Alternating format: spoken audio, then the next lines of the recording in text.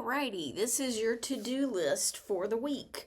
I will do a video like this each week where I talk about just what you need to get done in the week. Um, and if you have questions about it, as is the case with anything, please email me. Okay, so for this week, you will not have an attendance quiz or anything like that because you need to do that EVA. That's going to count as your attendance, and but that's the kind of thing that I'll do for your attendance going forward. You know, here's this quiz to take. Here's a couple of questions related to the reading, or here's a couple of questions related to fill in the blank, something that we're talking about that week. So this week, though, all you have to submit is the EVA for attendance. But then the work that you need to do is to review these websites. I believe that's, yeah. And then that's a website. Yeah, none of these are videos. So review these websites, read this article, and then address the prompts here in this critical reading discussion.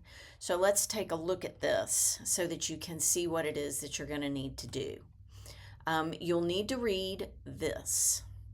Before you can complete this assignment, make sure you have read Does Trying to Be Happy Make Us Happy? Two key parts of critical reading include reading actively and understanding what you have read. I don't know about you, but there's millions and millions of times when I've been reading something, whether it's for school or for fun or what have you, and I'll realize after I've read a paragraph or a page that, oh my gosh, I have no idea what I just read. And you want to avoid that at all costs when you are doing reading for class, because this is not like reading for fun. This is reading for a different purpose. So keep in mind, purpose is very important, whether it's reading or whether it's writing. But it's very important for both of those things. But here's what you're going to be doing for this particular discussion. You're going to do all of these things. You must first be sure you understand the writer's main point. Often readers mistake a work's title for the main idea. The two are not necessarily the same. Read Grant's article more than once if you need to make sure you get it. What did you determine was the main point of Grant's article? In other words, what is he trying to convince you of? Reread any parts that you found difficult to understand or that you didn't get, or that maybe you read and you realized you have no memory of reading them. Go back and read those again. Explain whether you agree or disagree with Grant's article. Make sure to move beyond a simple I agree or I disagree. Explain why. It's even okay to disagree with some parts and agree with others, which really makes more sense than anything else because, you know, the more complicated a topic, the more likely there is that you're going to find parts of it that you think are okay and parts of it that you go, I'm not so sure about that. In your answer to this part of the prompt, find and include one specific quote from Grant's article to show us either an aspect of the work you agreed with or an aspect you disagreed with. You do not have to put an in-text citation after the quote, but if you would like to, it should just be like this, parentheses, Grant, end parentheses, period. This is how your in-text citation should look. You don't have to do that, though, for this. Let's see. Include a works cited citation, one that would go on a works cited page in an essay at the end of your response. If you're not quite sure what a works cited citation is, here you go. This is a link to a page that is going to show you exactly what that citation is supposed to look like. And if you need help coming up with the citation that should go there, let's see. Oh, core elements.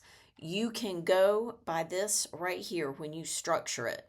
It should have author, last name, first name, period, last name, comma, first name, period, excuse me. And then the title of the source with a period after it. So this piece of text right here gives you exactly what each thing is supposed to be, in what order, and with what punctuation. So give it a try. If you don't quite get it, don't stress. Do not worry about making a hanging indent because it's not easily done in a text box. This is my attempt to find out how much you already know about citing sources. Once you have posted your response, take a look at what your classmates posted. Respond to at least one classmate. Make the reply something of substance. Don't just say, I like what you wrote. Actually reply. Try to keep the conversation going. Your response must be longer than 150 words to receive full credit. If you want to post, click Start a New Thread, and that's how you will post your response to the article.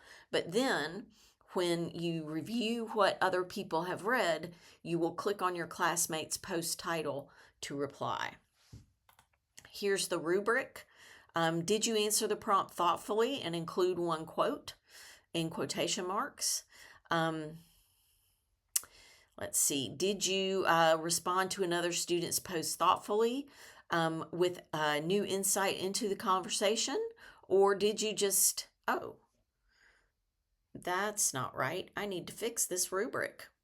Sometimes things just slip right by until we just trip right over them. So that's the rubric. It'll look a little bit different when you see it if you pull it up here, because by the time you see this video, hopefully I will have fixed that.